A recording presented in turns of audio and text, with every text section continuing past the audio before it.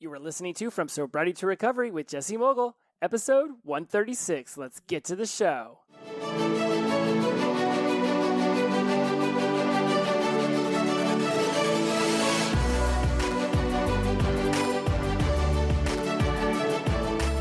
Hello, my friends. Welcome back to From Sobriety to Recovery. I am your host, Jesse Mogul, and I am in addiction recovery. It's been a little bit since I've been on the microphone. Been a little bit. I know I introduced you all to a guest in the last episode, and we talked about cognitive dissonance in the episode before that. And today, I really feel like I've been seeking the perfect episode to open up the conversation that we're going to have today. And I've come to the realization that the perfect episode around this subject doesn't exist. And no matter how hard I try to formulate it in my head or write it out in my notes or figure out what to say or what not to say and, what could possibly hurt people's feelings if they listen to this. And while I will have a modicum of respect towards those in my life who I've had some issues with recently, I also realize that the purpose of this show is to expand the mind and to work us through the sobriety to recovery journey and to get us all feeling as if we are opening up ourselves to the vulnerability that comes from expressing who we are to others. And that is why today's subject is going to be about conflict avoidance. Now, I'm not by any stretch of the imagination going to be able to cover this topic as extensively as I would like in the current state that I'm in, because I'm still very much evolving through my conflict avoidance. I'm still reeling for months of avoiding particular conflicts in my own life that have led to rejection moments.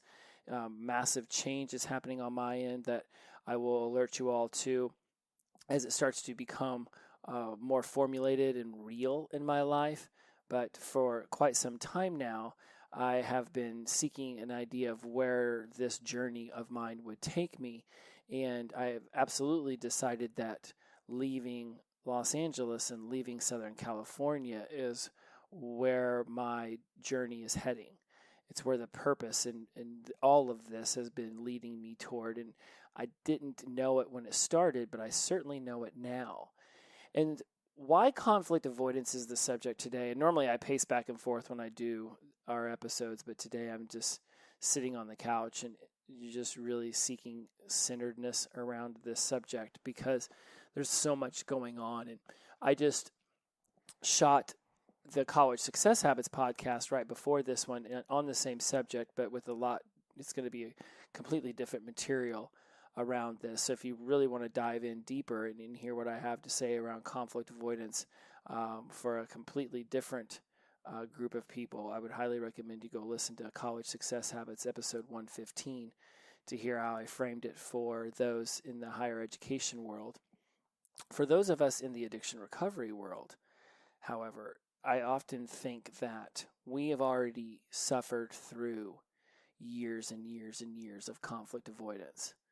Like, let's just take the traditional college student, 18 to 25.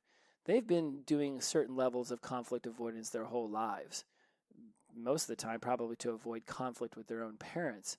And then we get into middle school and high school, which is just a hotbed of emotionally unintelligent humans interacting with each other on a regular occasions and a regular basis. And we become even more prone to avoiding conflict. Or when we do step straight into the conflict, it's with anger and rage and vitriol and spite and jealousy. And that kind of behavior, that kind of way of handling those emotions for years and years and years is what leads us into the, let's say, collegiate age, 18 to 25, where all of a sudden we start hanging out with older people. Alcohol and drugs are more readily available. Hell, for a lot of y'all, alcohol and drugs were readily available at 11. So you were getting a taste of it way earlier than no one should be exposed to heinous drugs and alcohol at any age where they can have the opportunity to abuse them and turn it into addiction, but certainly not at that young of an age. when emotional intelligence is just non-existent in 99.999% of the people at 11 years old to even know how to handle their emotions, let alone to know that, hey, I got a good idea. Maybe I'll drink this drink and I'll do these drugs and then I can really mute my emotions. But it happens. And at this young age, we start to realize that bottling up our emotions and pushing them down is better than stepping into the conflict and being rejected or yelled at or chastised. And then the older we get, the more we just keep pushing and pushing and pushing them down. And then alcohol and drugs are introduced into the mix. And then it's just a fucking hellfire free for all. At no point have I ever insinuated on this show or even at my live events or people I speak with that I got all this figured out. There is no figuring all this out. You don't figure out all of sobriety. You don't figure out all of recovery. You don't figure out all of life. Tony Robbins is much heralded as like one of the highest up personal growth and development people in the industry. And just, I mean, it's like Deepak Chopra. It's like Mahatma Gandhi. I'm not saying that Tony Robbins and Chopra are Mahatma Gandhi, but they're names in this country, people who aren't even into personal growth and development or spirituality or Buddhism or Hinduism or whatever Mahatma Gandhi was into. I know he was into like peaceful protests and stuff of that nature. And even that I could be butchering. I'm not a Mahatma Gandhi expert, okay? Let's just reel it in. The point is those names are extremely familiar to most people who aren't even that interested in what those people stand for. And even those people have problems. Even those people who lead massive groups of people towards the quote-unquote promised land still have their own issues they're dealing with.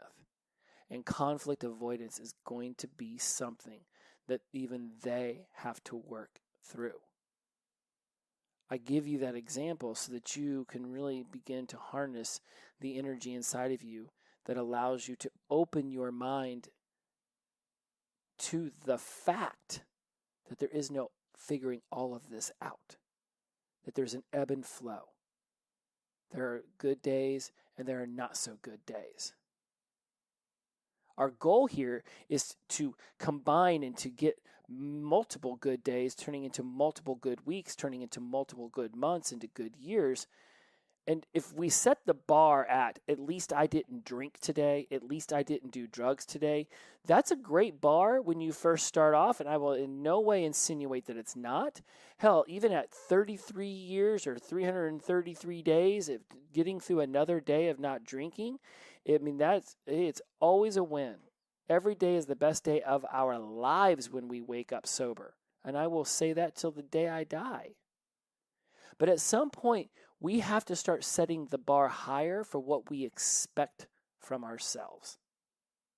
Not what we expect from other people, because no matter how much love and kindness and compassion we throw at somebody, we offer somebody, we lovingly gaze into their eyes and willingly accept every one of their things into our life, we will never be able to control how somebody else reacts and responds to who we are, what we do, what we think, what we say, the actions and the behaviors and the results that we get from all of that. We can't control them. We can only seek to control ourselves. And even in the word control, right, we think of like, he tries to control me, or having a video game controller where you can be in command of every single move. A lot of our behaviors, a lot of our actions, a lot of our thoughts and feelings are coming at us from the unconscious mind, so we're not even technically aware that we're making them, that we're doing them, until they're brought into the conscious awareness. And sitting in that seat of awareness is not the easiest place for us all to find. It is not the easiest place for us all to uncover. Discovering that level of awareness in ourselves is this ebb and flow that I speak about. It is the consistent progression toward it that I desire for myself. I desire for you. Thinking that you'll ever have it all figured out is setting yourself up for that failure that will actually have you feeling like a failure rather than feeling like someone who just got some great feedback, who that can now take said feedback, learn from, apply it a different way, and then evaluate the results at the end of it.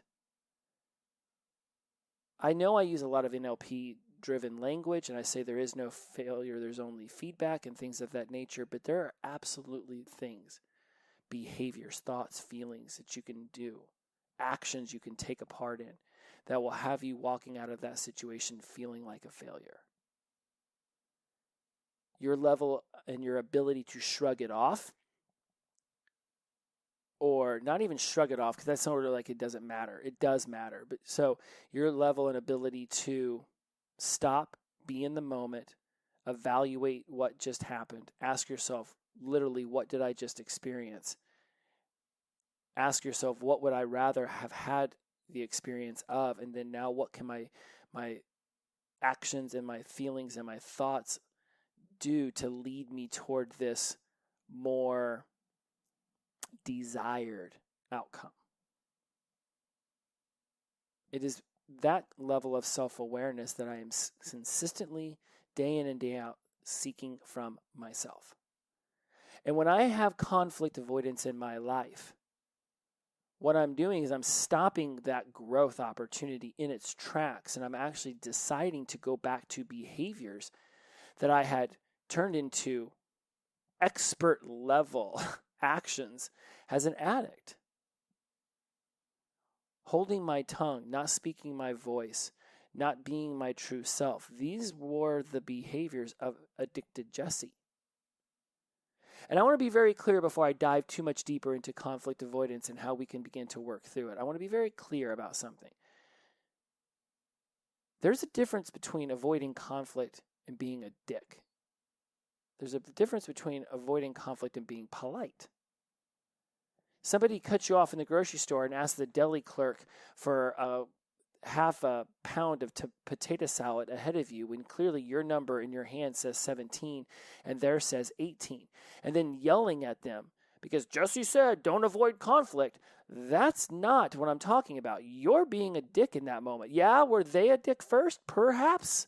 Perhaps they just didn't know you were ahead of them and they just made a simple mistake that could be remedied with some polite interaction. Chasing down a car that cuts you off and pulling up side by side with them, rolling down your window and yelling explicitives toward them isn't you showing me and yourself that you know how not to avoid conflict. It's you being an a-hole. It's whatever is happening around you. You have the choice of saying, is it a 5-second thing that I feel and I move through, or is it something that I let explode and get bigger? Now, let me just stop. I could start to dive more into conflict avoidance, and then I'm going to forget to make this point perfectly clear. So let me make this point perfectly clear. There's a difference between being polite and not stepping straight into conflict. There's a difference between conflict avoidance and being a dick. You need to make sure that you're self-aware enough to know that you speaking your mind in that moment isn't you being extremely rude towards somebody else. Wanting to talk about something because it's extremely important to you right then and there in that moment without first clearing it with the other person that it's a good time for them is you basically just thrusting your problem into their life. And they might very well need to discuss this with you. You might very well want them to discuss this with you, but is it the most advantageous time? Today, in fact, I wanted to talk to somebody about something that was going on, but I could see that they were busy and they were hurried. So I said, hey, we might be able to, piece apart 10 minutes. It's just something I want to invite you into that I've been thinking about that I'd like to discuss. They said, hey, yeah, later on this afternoon would be much better for me. I'm like, perfect. I'll reach out to you then. I could have just thrusted my issue straight into their face, but they already had 15 other things going on. It was my opportunity to step outside of myself and say, how could I meet them where they're at and make sure that this is the best time for them to be perfectly present for what it is I want to discuss. Stepping into something with a very attached, emotionally triggered state within yourself is a surefire way for what you're getting ready to talk about with that person to be rejected. And being rejected is exactly what we're looking to avoid when we avoid conflict. So I think I've made my point about polite and rude and conflict avoidance. Be very aware where sometimes avoiding conflict with a stranger on the street because they bumped into you or they stepped on your shoe, and just nod and being like, no worries. And, hopefully they say they're sorry and then you move on. Not yelling at them, no, I gotta go home and clean my shoe. You're an asshole. Like, how's that going to help the situation? All right, so I've covered that. Were we good? Do we fully get that? Right? Okay, I feel a lot of you nodding your heads. Right? If we need to discuss politeness versus rudeness in another episode, by all means, we're going to do like 15,000 more of these episodes. I'm going to eventually need to cover every topic 17 times over. I will come back to this one. I promise you in the next couple weeks, we're going to be talking about conflict avoidance ad infinitum, because I've got, is that the right way of saying that? Discombobulated Jesse on the microphone, not sure of everything he's going to say. Let's get back to the point here. Conflict avoidance. I told you there's no such thing as a perfect episode. So, understanding how avoiding conflict can be jeopardizing your sanity is extremely important. And that's why we're bringing it to the microphone and we're doing this imperfect episode, because I've got to get this stuff out of my head. I have been avoiding a certain level of conflict with certain people in my life for quite some time. And what ends up happening when you avoid conflict with people that you love and that are very close to you is that you start to have these little resistances to things that you want to talk about. And the more and more time that goes by, and the more of these little resistances that build up, and it could be locking the door, taking out the garbage, walking the dog, it could be socks on the floor, it could be text messages made, phone calls made, it could be dinner dates arranged, it could be money spent. I mean, it could be infinite levels of things, but the more that is happening around you with someone that you interact with on a regular basis, perhaps even love, and the more things that you don't discuss that are grinding your gears, the more and more and more of these little resistances that you have, as they begin to add up, it's like they're little tiny bricks that are getting mortared down. And the more and more and more of them that occur, then eventually resentment starts to build up. And once resentment is found root within you towards somebody, if you don't have a conversation with them, seeking to move through it, seeking to resolve it, then it's just going to continue to build. I know a lot of people, and including I, have said, hey, sometimes you just got to release things. And yes, there are certain things that you can release. And by now, 135, 136 episodes in, you know the things that you can release, and you know the things that you actually need to discuss in order to be able to move through. Certain things absolutely can be released. Other things, the more they poke. Maybe they were easy to release at the beginning, and now you're like 5, 6, 7 months or years in, and you're like, I can't release this anymore. I've got to get it out. But if you've been holding on to it from month 5 and now you're in year 5, man, that is a long time to be living with that resentment. And the more this resentment builds up, the more it will ultimately lead to a rejection confrontation. And here's the thing about conflict avoidance. One of the primary reasons we as humans do it is that we want to avoid the rejection that comes from discussing the conflict and perhaps having our voice, our opinion, our side of the story being rejected by the other person. I hear you don't want socks left on the floor anymore, but you know what? I just want to leave my socks on the floor. I've always wanted to do it. I told myself when I was an adult I was going to leave my socks on the floor. And guess what? I'm an adult, so now I'm leaving my socks on the floor. And if you don't like it, suck it. Right? Well, now our whole please don't leave your socks on the floor conversation just got tossed back at us. Now we feel rejected. So there's a little bit of an emotional charge in us, which could lead to a triggering, which all of a sudden means that we're barking back, well, you do this and you do this. And now they're barking back, well, you do this and you do this. And tit for tat and tat for tit and titty for tatty and tatty for tit. And it's like nothing gets resolved. And now you're just yelling. And now all of a sudden you've stepped straight into that rejection that you were seeking to avoid. That's the story we're all creating in our head. That's what's going to happen if we seek to avoid the conflict. Or I'm sorry, if we seek to step into the conflict.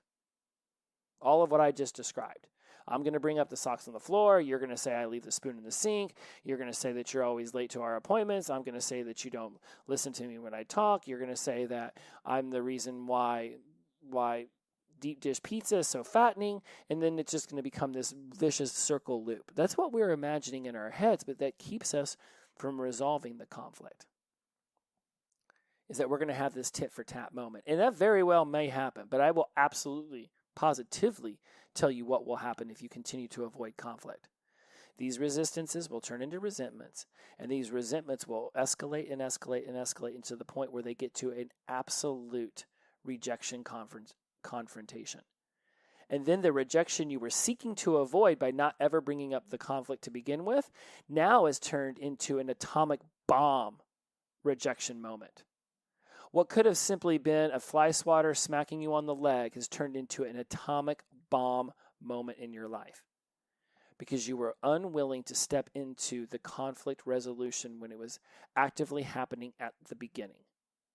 A lot of this stuff happens in relationships and friendships. We first get into a relationship or a friendship, we don't want to piss the person off or seem like we're nitpicky, so we don't bring up these little things that are starting to bother us.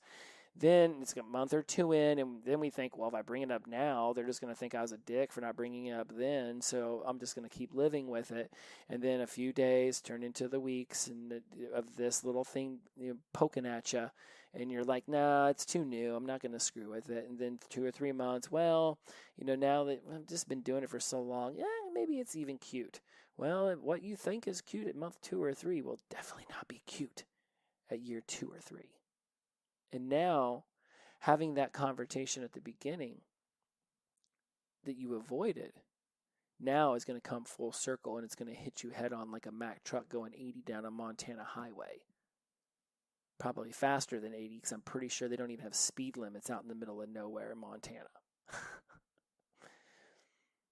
So why is it important to have the tough conversation early on rather than later on? Because either way it's going to happen, but how much anger and spite and vitriol is going to come out can absolutely be reduced by stepping into the conversation at the early stages and not holding on to the resistances and the resentment, because they will continue to screw down deeper and deeper into your brain.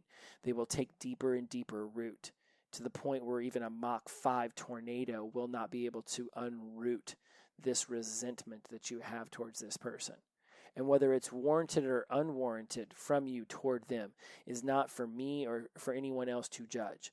Your feelings are valid because you're having them, but your inability to bring them up in a conversation where they can be resolved is absolutely on you. And people can find fault in that. People certainly can find fault in my avoidance of conflict over the last few months with them. And in fact, in some cases for the last year, if not longer with them. They can absolutely find fault in that. I find fault in that.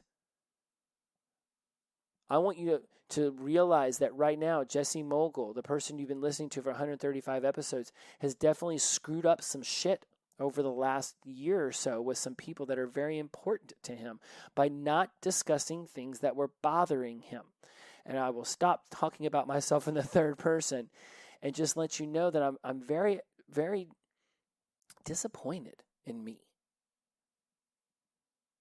I never thought I would have it all figured out, but I at least thought I had figured out open, honest, loving communication.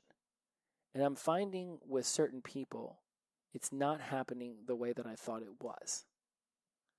I felt incongruent throughout most of this year around certain subjects I would talk to about on the podcast or things I would coach about. And I couldn't quite put my finger on it completely. I had an inkling, I had an idea of what was bothering me, what was troubling me. It wasn't completely hidden in the unconscious mind, but it wasn't completely lit up by the conscious mind either. It was sort of in this purgatory where I thought I could work it out. I could still figure it out. Maybe it's not what I think it is. Maybe it's something different. So let me just keep talking to myself in my head and maybe I'll figure it out. The primary issue I was having is that I was having all these conversations in my head with myself and the other 87 versions of me rather than discussing it directly with the person who I was being bothered by in this interaction. Have you done that? Like, I know you're nodding your head. I know you've done that. And when I say I have 87 versions of me in my head, right? There's like the communicative Jesse, there's the overactive Jesse, there's the ADD Jesse, there's the obsessive Jesse, there's the talks too much Jesse, there's the really shy Jesse, right? Like there's all these different versions. Imagine we're like video game characters, but we're always the same character's name, but we just keep changing outfits. Like that's what we have inside of our head. We've got the physical fitness Jesse, who sometimes is having his objectives sent off a little kilter by I want to eat Oreos all the time, Cookie Monster Jesse.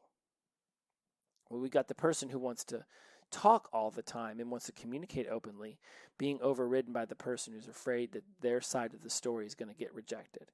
And what ends up happening is the rejection conversation happens anyways. But now instead of it being small and possibly worked through, so much is built up that there's no other choice but to completely reboot the whole damn thing. And this time we're holding down Control T or whatever the key would be, and we're going to completely rewrite the code. And that's why we're talking about conflict avoidance today. I want you guys to join me on this mission, on this journey of seeking to become conflict resolvent rather than conflict avoidant. We were not going to be looking to string 14 years straight of conflict resolution over conflict avoidant into our lives. We're not even going to put that level of pressure on ourselves. We're just looking for each day for us to see where we're avoiding conflict and to seek to step into the tough conversation, possibly right then. And if not, at least alert the person to the fact that we would like to have a conversation soon. Stringing these days, and look, if you have 14 days in a row of really good conflict resolution, and then you have one day where you avoid some conflict, you're not back at day one. You simply will start back up the next day because you didn't really fall down. You just stopped. Now the next day, just start again. You're not stuck. You're standing still. You didn't fall down. You just stopped. Move the next day.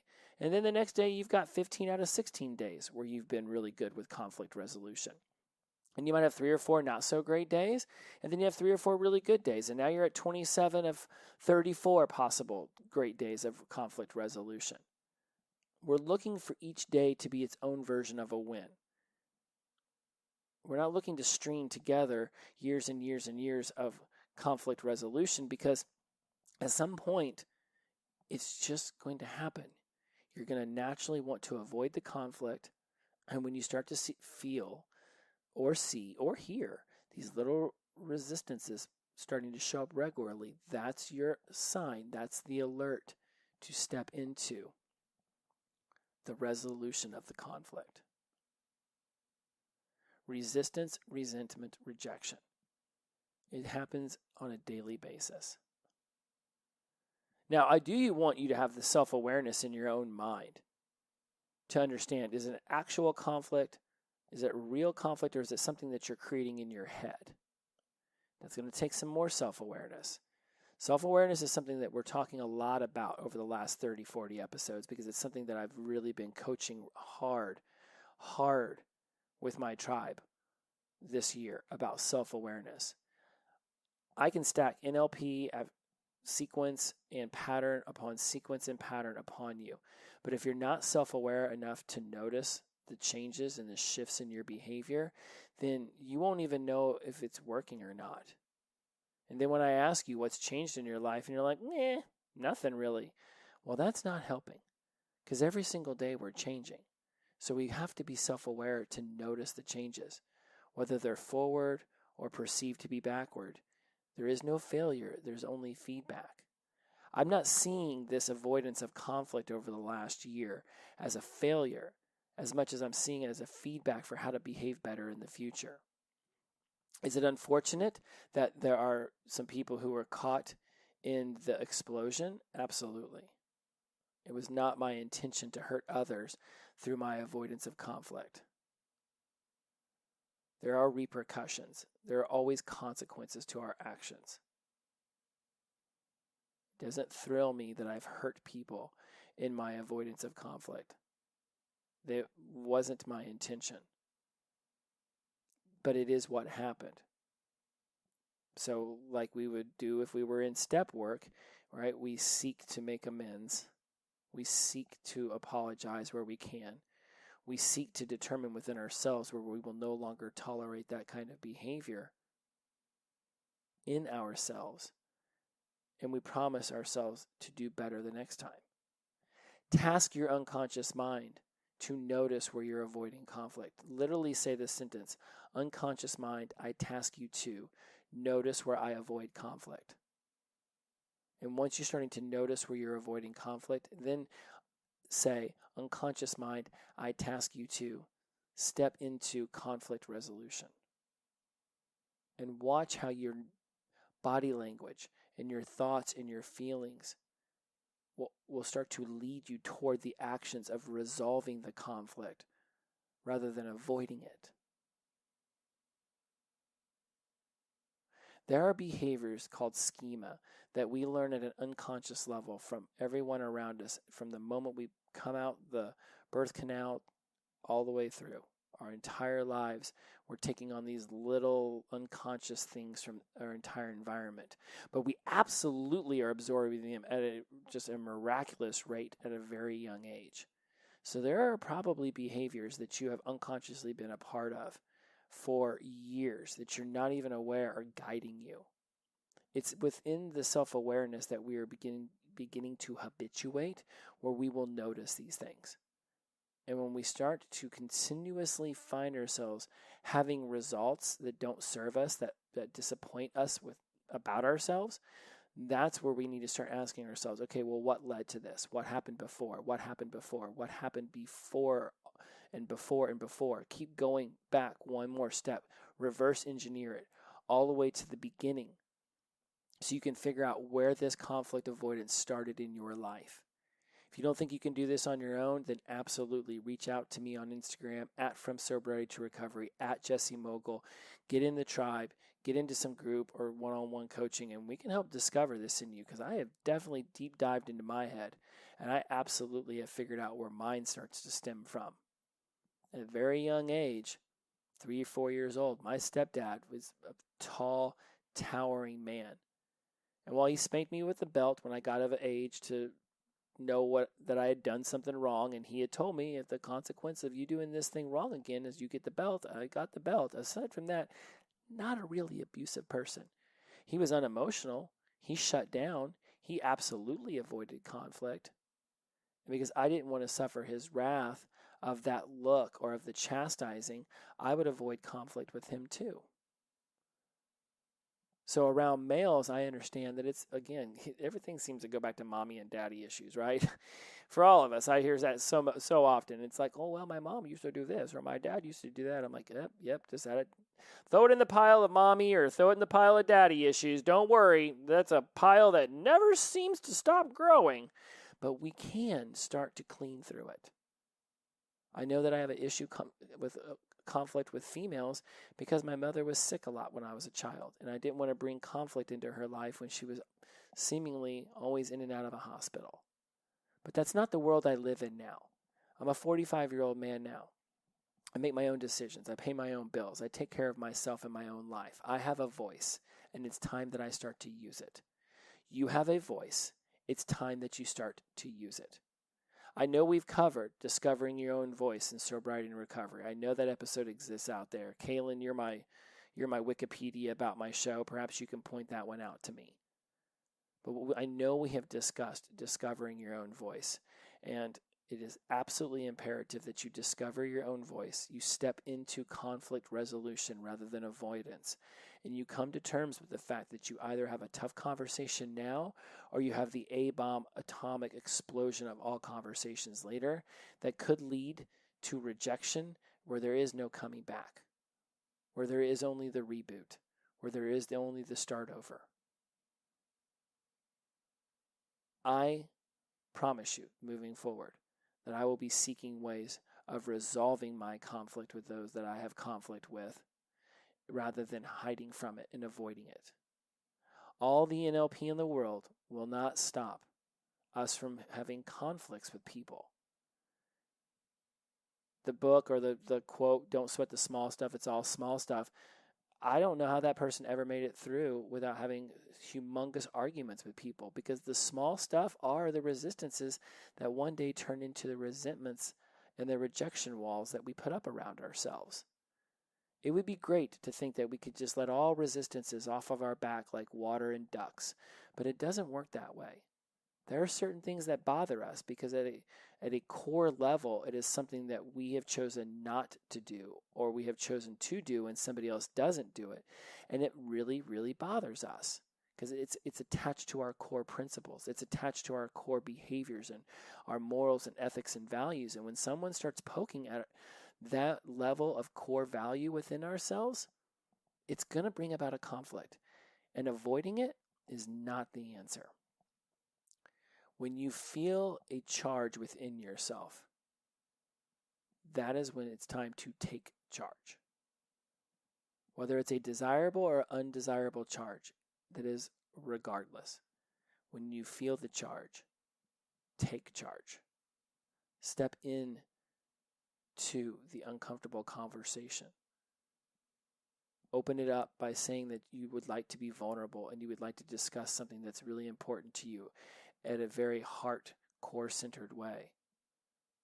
Say what you have to say succinctly and openly and honestly, and give that person space and freedom to respond and have it be coming toward you and received by you with loving embrace. That they have their experiences that have led them to behave and act and think and feel this way, and you have your experiences that have led you to think and feel and act and experience life in a particular way. You will never have this all figured out, but we can absolutely make the promise to ourselves to be aware and mindful, to keep figuring it out as best we can each and every day. That's my promise to you. Say it out loud with me. I promise you to.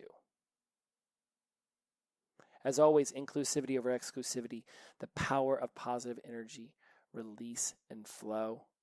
Every day is the best day of my life because I woke up sober. Look, if you guys want to be a part of the tribe, if you would like some one-on-one coaching, if you would like to really step into your highest sense of self and really get your journey going with a supercharged tribe and version of me, then hit me up at Jesse Mogul, at From Sobriety to Recovery on Instagram. I'm over there on TikTok at Jesse Mogul. You can always email me from sobriety to recovery at Gmail. It could not be any easier to remember. I'm getting ready to do some really great stuff going into 2022.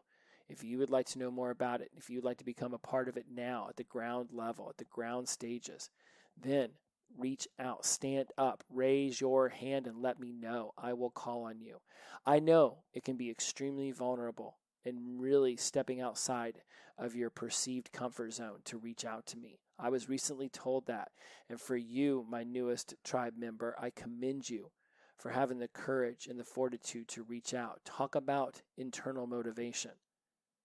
So if you're out there thinking you don't know if you're ready, if you think you don't know if you can afford this, if you're thinking, I don't know, and then whatever comes after that, you won't know until you talk to me. I don't bite, I promise. Just reach out. Let me know that you're thinking about this. Answer a couple questions I send back to you, then let's hop on a call and let's see where we can get you to. I don't force anyone anywhere. You desire to take this journey with me. You actively choose to join the tribe. And if that's something you've been thinking about, it's high time you stop avoiding that conflict and you resolve it today. Shout out to Sunshine. Glow on. I'll see you next week. Bye-bye.